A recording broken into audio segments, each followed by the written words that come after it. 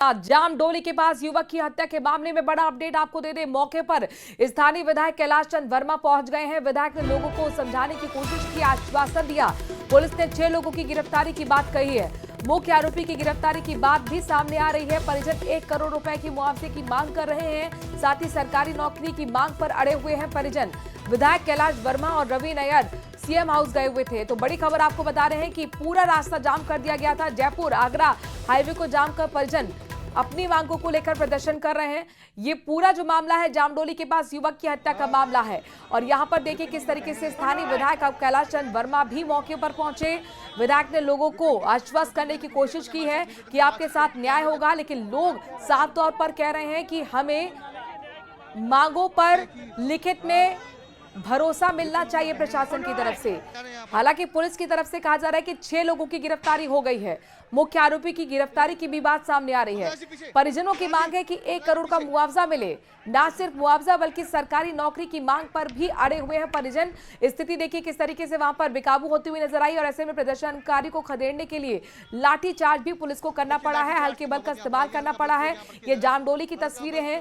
एक युवक का मर्डर कर दिया गया था, जिसके बाद ये मामला लगातार तूल पकड़ता जा रहा है। ये 4 तस्वीरें आपके सामने है। बताया जा रहा है कि विपिन किराने की दुकान पर काम करता था, उसकी पुरानी रंजिश चल रही थी और 1 महीने पहले दोनों में सुलह भी हो गई थी। इसके बाद फिर झगड़ा हुआ, लेकिन इसके बाद फिर से कल देर रात आरोपी अनस ने विपिन पर चाकू से हमला बोल दिया। हमले के बाद आरोपी ने सोशल मीडिया पर लिखा कि आज बदला पूरा हुआ। हत्या से पहले भी आरोपी ने धारदार चाकू लहराते हुए वीडियो भी शेयर किया। घटना के बाद सुबह 9 बजे से आगरा रोड पर अफरा तफरी का माहौल बना रहा। 9 बजे से अभी तक जयपुर हाईवे पर जामडोली के नजदीक धरना प्रदर्शन जारी है और अभी तक ये धरना चल रहा है। विपिन की हत्या के बाद देखिए किस तरीके से उग्र हो गए हैं परिजन। लोगों का जाम यहाँ पर लगातार वो तस्वीरें आपको दिखा रहे हैं। हाईवे जाम करने की कोशिश की गई थी चाकू के साथ। आरोपी अनस की तस्वीरें भी आप देख रहे हैं। वीडियो खुद यहाँ पर अपलोड किया गया है आरोपी की तरफ से। बताया जा रहा है कि पुरानी रंजिश थी, लेकिन 1 हफ्ते पहले ही दोनों के बीच में सुलह हुई थी और एक बार फिर यहाँ आरोपी आया, चाकू से हमला किया और उसके बाद वो चाकू लहराता हुआ वीडियो भी बनाता है।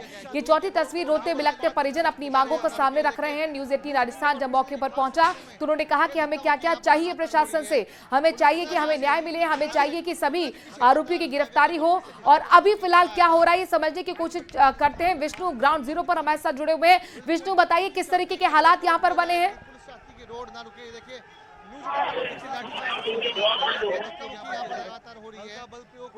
अरबाज, आपको अगर ऑडियो मिल रहा हो तो आपसे जानना चाहेंगे ग्राउंड जीरो पर हालात अभी क्या है। बताया जा रहा है कि स्थानीय विधायक भी मौके पर पहुंचे हैं। जी बिल्कुल, देखिए स्थानीय विधायक यहाँ पर कैलाश चंद वर्मा मौके पर पहुंचे थे। उन्होंने सीएम हाउस पहुंचे थे। जो मांग थी यहाँ पर डेलीगेशन की, उनकी मांगों को लेकर के संवाद किया। कहीं ना कहीं यहाँ पर देखिए कि जो जिस समाज से ये आते हैं मृतक, उस समाज के जो राष्ट्रीय पदाधिकारी हैं, स्थानीय पदाधिकारी हैं, सब लोग पहुंचे और काफ़ी हद तक सरकार के प्रति उनके अंदर नाराजगी है कि जो मुआवजा है वक्त रहते दे देना चाहिए था, वो अभी तक क्यों नहीं दिया गया है। उन्होंने आरोप भी लगाया कि पिछली सरकार के दौरान जिस तरह से त्वरित और एक अच्छा मुआवजा दिया गया था, पीड़ित को मुआवजा मिले। हालांकि उन्होंने जो अपराधी हैं उनकी तुरंत गिरफ्तारी कर सख्त से सख्त सजा देने की मांग की है। पुलिस ने इनको जानकारी दी है कि करीब 6 लोगों को मुख्य आरोपी सहित गिरफ्तार कर लिया गया, लेकिन अभी तक कोई एविडेंस यहाँ पर नहीं दिया गया। जिस तरह के हालात हैं, इसमें 1 करोड़ रुपए की जो है यहाँ पर मुआवजे की मांग की जा रही है। साथ ही साथ जो बुनियादी मांग है वो सरकारी और पक्की नौकरी की बात की जा रही है। यहाँ पर एक जो डेयरी बूथ के लिए भी मांग रखी है। अभी जो यहाँ पर सभी लोग थे जिनसे हमारा संवाद हुआ, पदाधिकारी थे, परिजन थे, बाकी लोग थे, उनका कहना था कि हमारे अंदर नाराजगी है, आक्रोश है। इसका मतलब ये नहीं है कि आप लोग हमारी बात को गंभीरता से नहीं ले। सरकार की ओर से संवाद किया जा रहा है। विधायक यहाँ पहुंचे थे, उन्होंने दोबारा उनकी बात सुन करके कहा है कि हम आपकी बात पहुंचाएंगे और आपको जो उचित मुआवजा है बेहतर से बेहतर दिलाने की कोशिश करेंगे। यहाँ पर हालांकि सुबह के हालात हमने देखे थे, जाम लगाने की कोशिश भी की गई थी, क्योंकि जयपुर आगरा हाईवे बहुत महत्वपूर्ण हाईवे कहा जा सकता है। अभी किस तरीके के हालात है जाम को लेकर? देखिए, जो नेशनल हाईवे है वो ठीक हमारे पीछे मौजूद है। हाँ। नेशनल हाईवे को लोगों की समझाइश करके खुलवाया गया, लेकिन नेशनल हाईवे के बिल्कुल किनारे ये सभी लोग यहाँ पर बैठे हुए हैं। लेकिन पुलिस ने अपना पूरा जाब्ता लगाया हुआ है, QRT यहाँ पर लगाई हुई है और दोनों तरफ ट्रैफिक के काफी जवान लगाए हुए हैं। नेशनल हाईवे के जाम होने का मतलब आप जानते हैं कि किसी एक क्षेत्र की पूरी लाइफलाइन का जाम हो जाना, रीढ़ की हड्डी पूरी तरह से बाधित हो जाना। क्योंकि आगरा रोड जो क्षेत्र है यहाँ से न सिर्फ जयपुर के बाहर बसी बस्तियों के लिए बल्कि आगे बसे जितने भी क्षेत्र हैं वहाँ के लिए भी जो है काफी महत्वपूर्ण है। जो लोग अप डाउन करते हैं, शहर की तरफ आते हैं, देखिए जाहिर तौर पर ये तो राहत मिल गई कि चलिए वहां पर जाम के जाम से जो लोग जूझ रहे थे अब हाईवे को खुलवा दिया गया है। लेकिन अब मांगों का क्या? कैलाश चंद वर्मा जब पहुंचे तो क्या यहाँ पर अब जो प्रदर्शनकारी हैं वो आश्वस्त नजर आ रहे हैं? आगे की स्थिति क्या आप भाप पा रहे हैं? देखिए आगे की स्थिति ये है, यहाँ पर अभी जो समाज है उसकी तरफ से बुनियादी बात कही गई है कि अब तक जो हुआ वो आक्रोश में था। सारी चीजें हैं, सरकार से सीधे संवाद की स्थिति वो चाहते हैं, सरकार उनको त्वरित मुआवजा दे, इतनी डिले नहीं करे, देरी नहीं करे, संवाद का रास्ता रहे। जी चलिए, बहुत बहुत शुक्रिया अरबाज तमाम जानकारी हम तक पहुंचाने के लिए। इस बड़ी खबर पर नजर बनाए रखिएगा, आगे आपसे अपडेट्स लेते रहेंगे।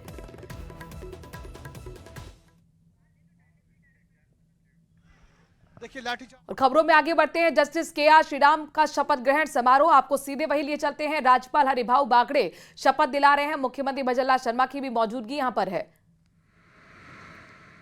तो राजभवन की तस्वीरें हैं। नए मुख्य न्यायाधीश जस्टिस के.आर. श्रीराम शपथ लेते हुए राज्यपाल हरिभाऊ बागड़े पद की शपथ दिलाएंगे। और मंच की भी तस्वीर आपको दिखा रहे हैं। डिप्टी सीएम प्रेमचंद बैरवा, दिया कुमारी भी मौजूद हैं। सिटिंग और रिटायर्ड जज, न्यायिक अधिकारी और परिजन भी इस खास कार्यक्रम में राजभवन के अंदर मौजूद हैं। तो जस्टिस के.आर. श्रीराम की तस्वीरें आप बहुत महत्वपूर्ण हो जाती हैं। शपथ ग्रहण करते हुए वो तस्वीरें आपको हम दिखा रहे हैं। उनके ठीक बगल में राज्यपाल हरिभाऊ बागड़े उनको शपथ दिलाते हुए, और ये सिग्नेचर बहुत महत्वपूर्ण हो जाते हैं। ये पूरा प्रक्रिया चल रही है शपथ दिलाने की, पदभार ग्रहण करने की, और साथ ही आप यहाँ पर तमाम माननीयों को भी देख पा रहे हैं। मुख्यमंत्री भजनलाल शर्मा की भी राजभवन में मौजूदगी है। कुछ देर पहले ही वो राजभवन पहुंचे। नए मुख्य न्यायाधीश जस्टिस हैं के.आर. श्रीराम जो शपथ ले रहे हैं। राज्यपाल हरिभाऊ बागड़े की तरफ इस वक्त कैमरा है। दो तस्वीर आपके सामने हैं। पहली लाइव तस्वीर है और राज्यपाल हरिभाऊ बागड़े पद की शपथ दिला रहे हैं, और दूसरी तस्वीरें ये मंच की तस्वीरें हैं। चलिए खबरों में, और अब हम जो आपको तस्वीरें दिखाने जा रहे हैं वो हैरान करने वाली हैं। तस्वीरें दौसा की आई हैं, जहां पर लाल सूट में एक जोखिम वाली जीप दौड़ रही है। आपको हम तस्वीर दिखाते हैं जिसमें आप साफ तौर पर देख पाएंगे कि किस कदर जीप में सवारियां भरी हुई हैं, और इनमें स्कूली बच्चे तक हैं जो जीप की छत पर बैठकर सवारी करने को मजबूर हैं। एक और जहां पर सवारियों की जान जोखिम में है, तो वहीं दूसरी ओर लालसोट के खटवा रोड पर संचालित जीप यातायात नियम को तोड़ रही है।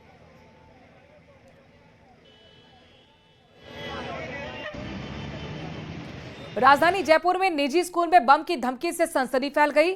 स्कूल प्रबंधन को भेजे गए ईमेल में मानव बम के जरिए दोपहर 2:15 बजे विस्फोट की धमकी दी गई थी। इस सूचना के बाद आनन फानन में स्कूल खाली करवाकर पूरे स्कूल कैंपस की सघन तलाशी ली गई। ये रिपोर्ट देखिए।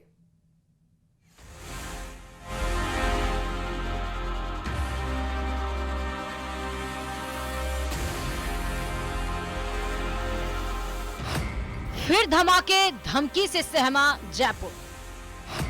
निजी स्कूल में मानव बम की धमकी, ईमेल के जरिए दहशत फैलाने की साजिश।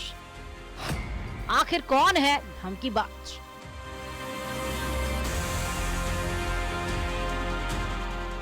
राजधानी जयपुर में एक बार फिर बम धमकी से दहशत फैल गई। सोमवार दोपहर विद्याधर नगर स्थित माहेश्वरी गर्ल्स पब्लिक स्कूल को ईमेल के जरिए मानव बम से उड़ाने की धमकी दी गई। सूचना मिलते ही स्कूल प्रशासन और पुलिस महकमे में हड़कंप मच गया। आनन फानन में स्कूल को खाली कराया गया और लगभग 3500 छात्राओं को सुरक्षित घर भेजा गया। बम निरोधक दस्ता, डॉग स्क्वाड, एटीएस और एसओजी सहित तमाम एजेंसियां मौके पर पहुंची और स्कूल परिसर की गहन तलाशी ली गई, लेकिन जांच में कुछ भी संदिग्ध नहीं मिला। अभी स्कूल को पूरी तरह से चेक करा लिया गया है, तो अभी इस तरह की तो कोई संदिग्ध वस्तु और कोई बम जैसी कोई वस्तु नहीं मिली है। जहाँ से मेल आया था उसके बारे में साइबर टीम काम कर रही है। इस बारे में जो भी आगे हमें जानकारी मिलेगी उसके अकॉर्डिंग कार्रवाई की। स्कूल में सीबीएसई की सप्लीमेंट्री परीक्षाएं चल रही थी। इस बीच बम की धमकी से स्कूल में हड़कंप मच गया। पिछले साल भी माहेश्वरी गर्ल्स स्कूल को ऐसी ही धमकी मिली थी, लेकिन तब भी कुछ संदिग्ध नहीं मिला था। बच्चे, क्योंकि आज सोमवार है तो ऑलमोस्ट 95% बच्चा स्कूल में मौजूद था।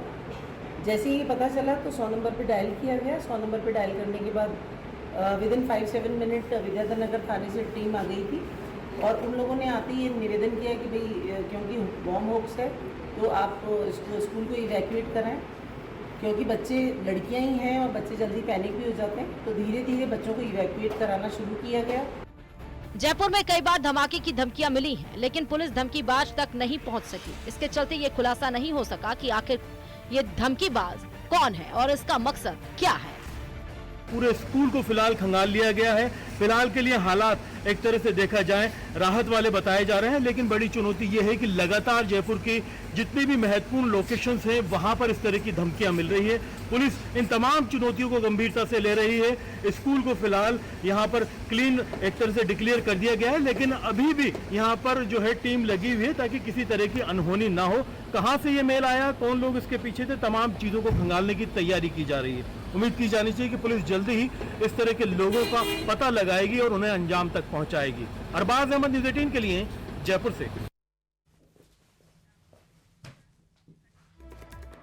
खबर सीकर से आपको बताते हैं, जहां पर लोसर इलाके में सीकर डिडवाना रोड पर सड़क पर बने गड्ढे को बचाने के चक्कर में दो गाड़ियों में आमने सामने से टक्कर हो गई। हादसा इतना भीषण था कि दोनों गाड़ियों के परखच्चे उड़ गए और बुरी तरह से क्षतिग्रस्त हो गई। एक गाड़ी तो करीब 50 मीटर दूर जाकर सड़क किनारे पलटी है। सूचना के बाद मौके पर पहुंची एम्बुलेंस की सहायता से दोनों गाड़ी में सवार घायलों को लोसल के उपजिला अस्पताल में पहुंचाया गया। हादसे में एक महिला की हालत गंभीर बनी है। जेसीबी की मदद से दोनों गाड़ियों को घटनास्थल से हटाया गया है।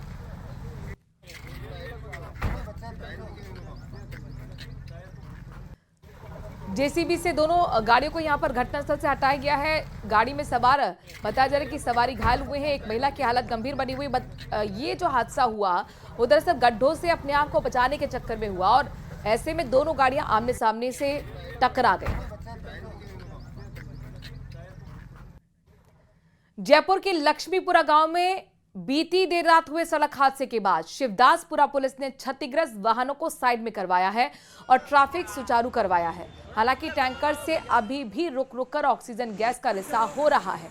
प्रशासन, दमकल कर्मी रिसाव को रोकने की कोशिशों में जुटे हुए हैं। जानकारी के मुताबिक टैंकर फिरोजाबाद से जयपुर के महात्मा गांधी अस्पताल के लिए ऑक्सीजन लेकर रवाना हुआ था। लक्ष्मीपुरा के पास पहुंचने पर टैंकर यू टर्न लेते समय ट्रेलर की टक्कर से पलट गया। हादसे के बाद टैंकर से ऑक्सीजन गैस का रिसाव शुरू हुआ, जिससे आसपास सफेद धुएं का गुबार फैल गया और इस दौरान पीछे से आ रहे सीमेंट से भरे ट्रेलर और केमिकल टैंकर की भिड़ंत हो गई। हादसे में टैंकर का चालक घायल हो गया था।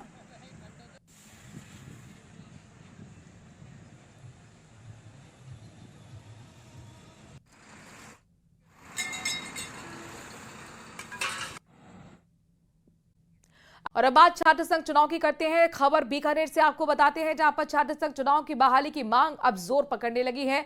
एनएसयूआई से जुड़े हुए तमाम छात्र नेताओं ने राजकीय डूंगर महाविद्यालय में शव यात्रा निकालकर मुंडन करवाया। छात्र नेताओं ने छात्र संघ चुनाव जल्द बाहर करने की मांग की और साथ ही इसके बाद छात्रों ने कॉलेज से निकलकर हाईवे पर पहुंचकर जाम लगाकर अपना गुस्सा जाहिर किया है। छात्रों ने इस दौरान जमकर नारेबाजी की। जाम के चलते काफी देर तक हाईवे पर यातायात बाधित रहा। तो छात्र संघ चुनाव की बहाली की मांग लगातार जोर पकड़ती जा रही है। अलग अलग तरीके से अपना विरोध दर्ज करा रहे हैं तमाम छात्र। एनएसयूआई के छात्र जिन्होंने मुंडन कराकर अपना विरोध दर्ज कराया है। इस बीच यहां पर पुलिस के साथ धक्का मुक्की भी होती हुई छात्रों के साथ नजर आई है। खबर भीलवाड़ा से आपको बताते हैं, जहां पर प्रतापनगर थाना क्षेत्र में वाहन चोरों का आतंक बढ़ गया है। वाहन चोर दिन दहाड़े चोरी की वारदात को अंजाम दे रहे हैं और ऐसे एक मामला शहर के मिर्ची मंडी के पास जंबेश्वर कॉलोनी में देखने को मिला है। यहां एक अज्ञात वाहन चोर घर के बाहर खड़ी मोटरसाइकिल को दिन दहाड़े चुरा कर ले गया। चोरी की वारदात घर के बाहर लगे सीसीटीवी में कैद हो गई। साफ तौर पर आप देख रहे हैं कि किस तरह से वाहन चोर गाड़ी के पास आया और करीब 2 मिनट में ही गाड़ी को चुराकर आसानी से फरार हो गया।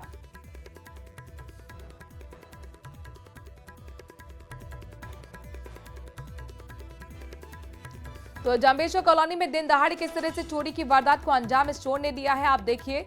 2 मिनट के अंदर बाइक चोरी कर आसानी से फरार हो गया। पहले इधर उधर घूमता है और ये सुनिश्चित करता है कि कोई इसे देख तो नहीं रहा है, फिर बड़ा आराम से यहाँ पर बाइक पर बैठता है, स्टार्ट करता है गाड़ी और वहां 2 मिनट के अंदर बाइक चोरी कर ये चोर फरार हो जाता है। अब देखना होगा पुलिस इस सीसीटीवी के आधार पर कब तक चोर को पकड़ पाती है। घर के बाहर ही खड़ी थी ये बाइक।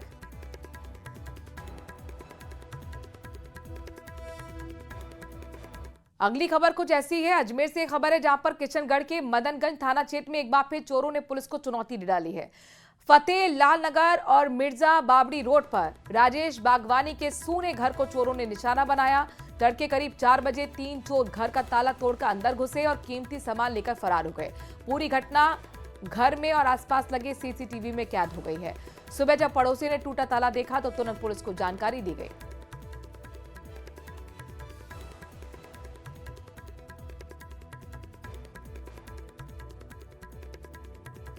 और अगली खबर झालावाड़ से है जहां पर खानपुर वन रेंज क्षेत्र नाका बाघेर के हरिगढ़ और बाघेर पंचायत पटवार हलके के अधीन वन विभाग की करीब 485 बीघा भूमि पर वन विभाग की टीम ने अतिक्रमण हटाने की कार्रवाई की है। अवैध रूप से कब्जा कर बरसों से खेती समेत ईंट भट्टा लगाकर काम ले रहे लोगों के द्वारा अतिक्रमण कर पुलिस, जाब्ता और राजस्व टीम के साथ जेसीबी मशीनें लगाकर तोड़फोड़ की कार्रवाई की गई है। ईंट भट्टे सहित भूमि पर बुआई की गई सोयाबीन फसल समेत खेतों के पत्थर को ध्वस्त कर जमीन पर किया गया कब्जा ध्वस्त किया गया।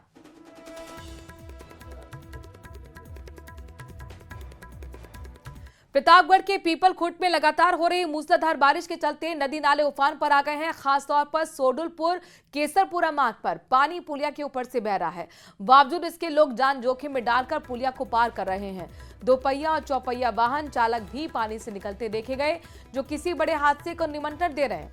ग्रामीणों ने प्रशासन से पुलिया पर चेतावनी बोर्ड लगाने और निगरानी की मांग की है।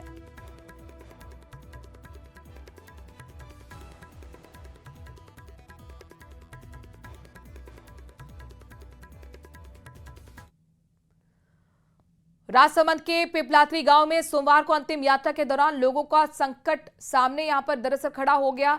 गांव की वृद्धा गंगा देवी का रविवार को निधन हो गया था। ग्रामीणों ने जैसी अंतिम यात्रा निकाली, मोक्ष धाम तक पहुंचने का रास्ता कठिन चुनौती बन गया। बारिश के चलते रास्ते में कमर तक पानी भरा हुआ था।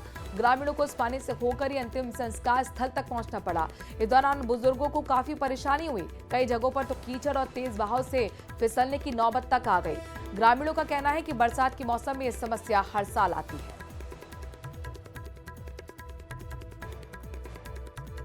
हमारे पालीवाल समाज में डेथ हो गई थी, जिनके अंतिम संस्कार के लिए शमशान में गए और शमशान की यह हालत हो रही है कि आधे आधे यहाँ तक डूब रहे हैं लोग और लाश को बड़ी मुश्किल से ले जाया गया।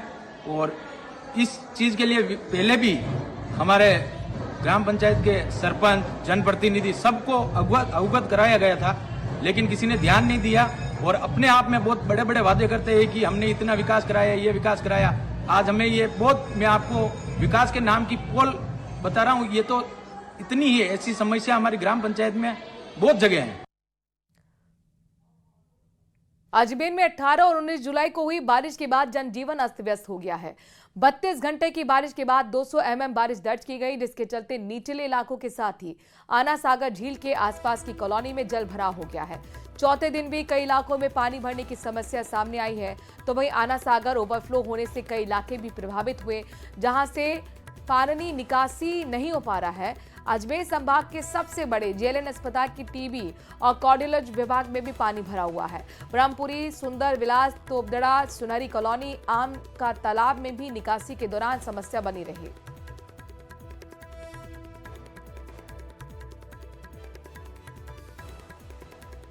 अजमेर में 32 घंटे हुई बारिश के चौथे दिन भी पानी निकासी नहीं हो पाई है। आना सागर ओवरफ्लो होने के साथ ही फाई सागर, जो वरुण सागर के नाम से जाना जाता है, वो भी ओवरफ्लो चल रहा है, जिसके कारण अजमेर शहर में पानी आ रहा है। और ये ब्रह्मपुरी इलाका है जिसमें कई मकान जो हैं इस पानी की वजह से डूबे हुए हैं और उनको जो है रसद सामग्री यहाँ पर पहुँचाई जा रही है। वहीं इस दूसरे वाली मार्ग की बात करें तो ये मुख्य मार्ग जो है अजमेर का है, जो आगरा गेट को अजमेर बस स्टैंड और जयपुर रोड से जोड़ता है। और इसी मार्ग पर जो है कई अस्पताल और घर, दुकान, मकान मौजूद हैं। अजमेर का जो सबसे बड़ा अस्पताल है, संभाग का सबसे बड़ा अस्पताल है जेएलएन अस्पताल, वो भी इसी मार्ग से होकर गुजरता है। और टीबी अस्पताल हो, कार्डियोलॉजी हो, वो तमाम जो अस्पताल हैं इसी मार्ग से जाते हैं। लेकिन इसमें आप देखेंगे घुटनों से ऊपर तक का पानी है और मरीजों और उनके परिजनों को जो है इस पानी से होकर ही गुजरना पड़ रहा है। तो ये समस्या अजमेर में अलग अलग स्थानों पर बनी हुई है और इसी समस्या को लेकर जो है कई लोग जो है अपनी शिकायतें भी यहाँ पर कर चुके हैं। दुकानों तक पानी जो है चौथे दिन भी जा रहा है। निकासी का कोई प्रबंध जो है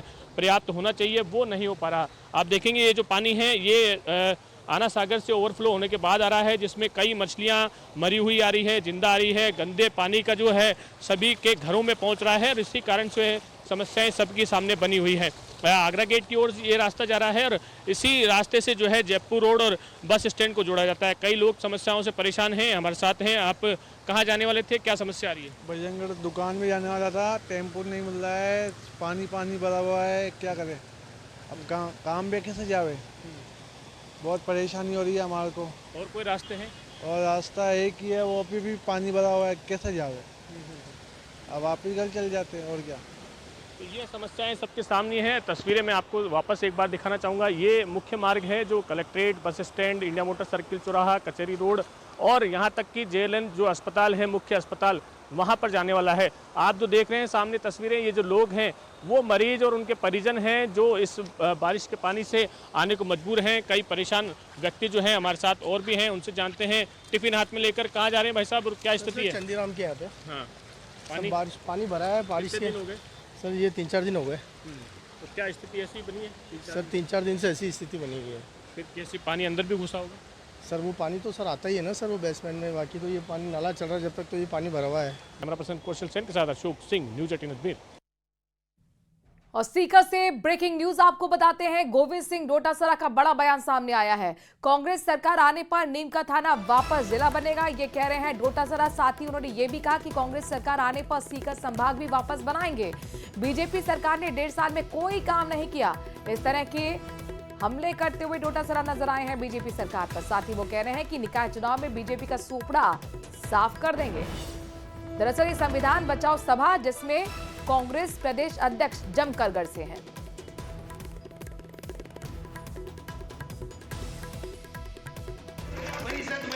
राजस्थान में 1.5 साल से जो पर्ची की सरकार बनी है वो 1 रुपए का काम नहीं किया। एक काम अगर किया हो तो बता दीजिए। झूठ बोल करके लोगों को बरगला करके सत्ता में आए और आज पर्ची का मुख्यमंत्री जब दिल्ली से पर्ची आती है तो फाइल में साइन करता है, उसके अलावा अपने विवेक से कोई साइन नहीं करता है। आज स्कूलों में 1.25 लाख के लगभग पद खाली पड़े हैं। हमारा नीम का थाना का जिला समाप्त कर दिया, सीकर का संभाग समाप्त कर दिया, नीम का थाना की नगर पालिका समाप्त कर दी और यहाँ का डिस्ट्रिक्ट हॉस्पिटल बनने के बाद में भी चालू नहीं हो रहा है। इसको भी कोई चकली खोद के ले जाएंगे, पता नहीं क्या मतलब इनका विचार है। हो सकता है जनाना हॉस्पिटल ये चकली खोद के ले जाएं तो मैं कह नहीं सकता, लेकिन ले जाने नहीं देंगे। इनकी इतनी औकात नहीं है। वापिस जिला भी कांग्रेस की सरकार आएगी, जिला भी बनेगा, नगर परिषद भी बनेगी और सीकर संभाग भी बनेगा। सब लोगों में आज बहुत भारी उत्साह था और कांग्रेस पार्टी आगामी आने वाले चुनाव में जब भी होंगे ये परिसीमन को बहाना लेकर के अटकाने भटकाने लटकाने का काम कर रहे हैं। ये ज़्यादा दिन नहीं चलेगा। कोर्ट इनको कोर्ट में मुंह की खानी पड़ेगी। हमने कोर्ट में किया। चलिए इसी के